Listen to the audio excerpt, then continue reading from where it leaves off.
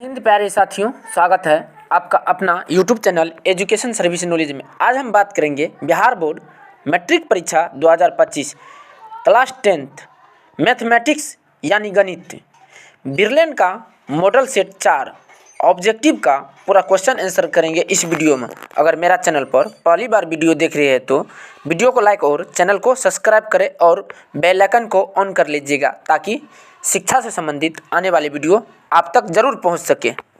और इस वीडियो को शुरू से लेकर अंत तक जरूर देखिएगा और उन साथियों को शेयर कर दीजिएगा जो बिहार बोर्ड मैट्रिक परीक्षा की तैयारी कर रहे हैं। अब हम चलते हैं प्रश्न की और एक एक प्रश्न को हल करते हैं। पहला प्रश्न, किसी पूर्णांक p के लिए प्रत्येक समपूर्णांक का रूप है? यहाँ पर राइट आंसर हो जाएगा ऑप्शन डी 2p। अगला प्रश्न, प्रश्न संख्या 2, √12 का परिमीकरण गुणांक है √3, √2, √6, 2√3। यहाँ पर राइट आंसर हो जाएगा ऑप्शन ए √3 होगा। √12 का परिमीकरण का गुणांक √3 होगा। यह क्वेश्चन बहुत ही इंपॉर्टेंट है क्योंकि बिहार बोर्ड द्वारा बार बार पूछा जाता है। अगला प्रश्न, प्रश्न संख्या 3, यदि 130 बराबर 15 गुना 8 प्लस 10 एवं 15 बराबर 5 गुना 3 प्लस 0 तो मौसो 130, 15 होगा। 8, 5, 130, 15। यहाँ पर राइट आंसर हो जाएगा ऑप्शन बी 5 होगा। अगला प्रश्न, प्रश्न संख्या 4, यूक्लिड विभाजन एल्गोरिथम दो धनात्मक पूर्णांक के निम्न में से किससे परिकलित करने का तकनीक है? लस, मौस, भागफल, शेषफल। यहाँ पर राइट आंसर हो जाएगा ऑप्शन बी मौस। अगला प्रश्न, प्रश्न संख्या 5, 45 तथा 60 का मौसा है 45, 3, 1, 15। यहाँ पर राइट आंसर हो जाएगा ऑप्शन डी 15।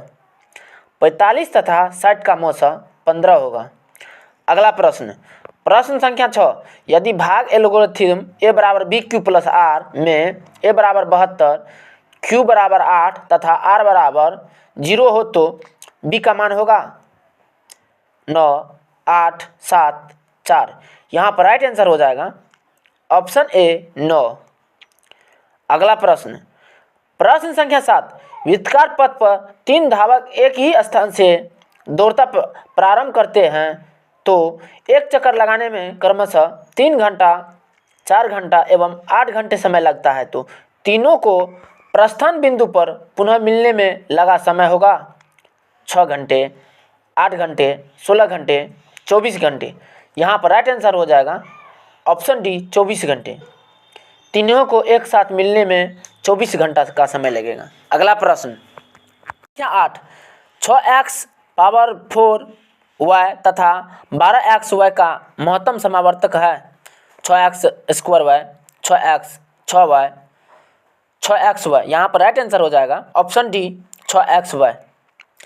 अगला प्रश्न, प्रश्न संख्या 9, 15,15 और 20 के लौस और मौसा का अनुपात है। यहाँ पर राइट आंसर हो जाएगा ऑप्शन डी 12:1। अगला प्रश्न, प्रश्न संख्या 10, दो परिमेय संख्याओं के बीच अधिकतम परिमेय संख्या हो सकती है 1, 2, 3 अनंत। यहाँ पर राइट आंसर हो जाएगा ऑप्शन डी अनंत। दो परिमेय संख्या के बीच अधिकतम अनंत परिमेय संख्या हो सकती है। यह क्वेश्चन बहुत ही इंपॉर्टेंट है क्योंकि बिहार बोर्ड द्वारा बार बार पूछा जाता है। अगला प्रश्न, प्रश्न संख्या 11, 100 अभाज्य संख्या का मौसा होता है 2, 1, 3, इनमें से कोई नहीं। यहाँ पर राइट आंसर हो जाएगा ऑप्शन बी 1। 100 अभाज्य संख्या का मौसा 1 होता है। अगला प्रश्न, प्रश्न संख्या 12, यदि a बराबर 2q प्लस गुना 3, b बराबर 2 गुना 3, c बराबर 3n गुना 5 तथा a, b, c का एलसीएम 2q गुना 3² गुना 5, तो n बराबर होगा 1, 3, 2, 4। यहाँ पर राइट आंसर हो जाएगा ऑप्शन सी 2। अगला प्रश्न, प्रश्न संख्या 13, यदि f(x) बराबर 2x² प्लस 6x माइनस 6 के शून्य अल्फा कोमा बीटा हो तो अल्फा प्लस बीटा बराबर अल्फा प्लस बीटा बराबर 12 alpha into beta. Alpha plus beta छोटा alpha plus alpha into beta बराबर 0। यहाँ पर राइट आंसर हो जाएगा option A, alpha plus beta बराबर अल्फा इंटू बीटा होगा। अगला प्रश्न संख्या 14, बहुपद x² माइनस √2x माइनस 12 के शून्य कौन से हैं? यहाँ पर राइट आंसर हो जाएगा ऑप्शन डी, इनमें से कोई नहीं होगा। अगला प्रश्न संख्या 15, बहुपद 2 minus x into x minus 1 के शून्यकों का गुणनफल है -2 +2 +7 +1। यहाँ पर राइट आंसर हो जाएगा ऑप्शन ए -2। यह क्वेश्चन बहुत ही इंपॉर्टेंट है क्योंकि बिहार बोर्ड द्वारा बार बार पूछा जाता है। अगला प्रश्न संख्या 16, किसी द्विघात बहुपद के शून्यक यदि 5 एवं -3 हो तो द्विघात बहुपद होगा x² + 2x - 15, x² - 2x + 15, x² - 2x - 15। इनमें से कोई नहीं। यहाँ पर राइट आंसर हो जाएगा ऑप्शन सी, x² - 2x - 15।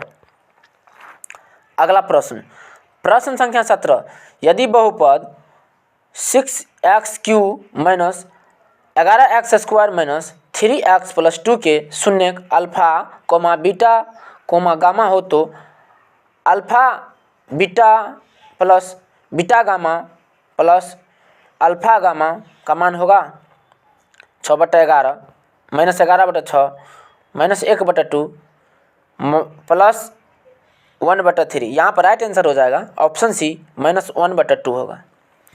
अगला प्रश्न संख्या 18, यदि ax³ + bx² + cx + d त्रिघात बहुपद का एक शून्य हो तो उसके अन्य दो शून्य का गुणनफल होगा -c/a + c/a 0 - b/1। यहाँ पर राइट आंसर हो जाएगा ऑप्शन बी, c/a होगा।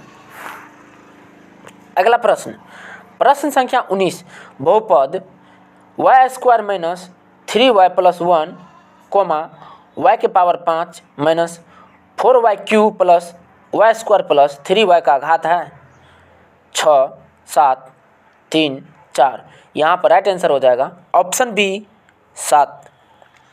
अगला प्रश्न संख्या 20, यदि 0.3x - 0.37 बराबर 0.37x - 0.3 तो x का मान है -1 -2 +1 +2।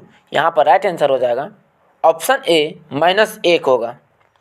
अगला प्रश्न संख्या 21, दो चर x, y में रैखिक समीकरण ax + by + c = 0 के कितने अधिकतम हल संभव है? 1, 2, अनगिनत, इनमें से कोई नहीं। यहाँ पर राइट आंसर हो जाएगा ऑप्शन सी, अनगिनत।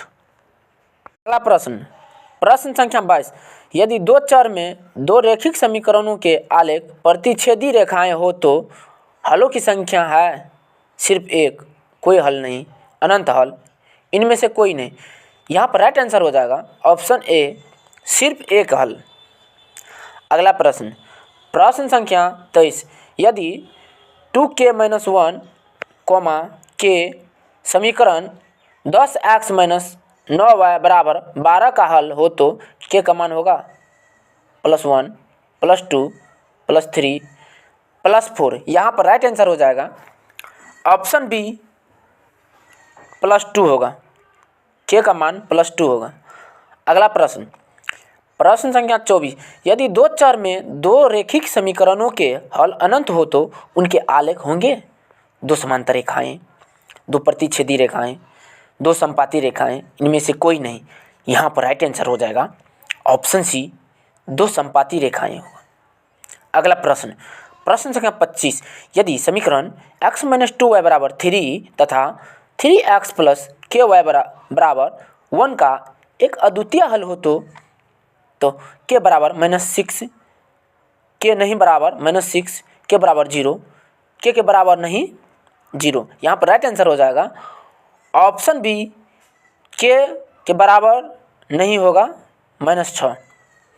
यह क्वेश्चन बहुत ही इम्पोर्टेंट है क्योंकि बिहार बोर्ड द्वारा बार बार पूछा जाता है। अगला प्रश्न संख्या 26। यदि रेखिक समीकरण का युग्म असंगत हो तो उसके निरूपित करने वाली रेखाएं होंगे समांतर, सदैव समपाती, सदैव प्रतिच्छेदी अथवा समपाती। यहाँ पर राइट आंसर हो जाएगा ऑप्शन ए समांतर। अगला प्रश्न संख्या 27। यदि x बराबर √7 + 4 √3 हो तो x - 1/x बराबर होगा। यहाँ पर राइट आंसर हो जाएगा ऑप्शन ए √2 √3 होगा। धन्यवाद, तब तक के लिए इतना।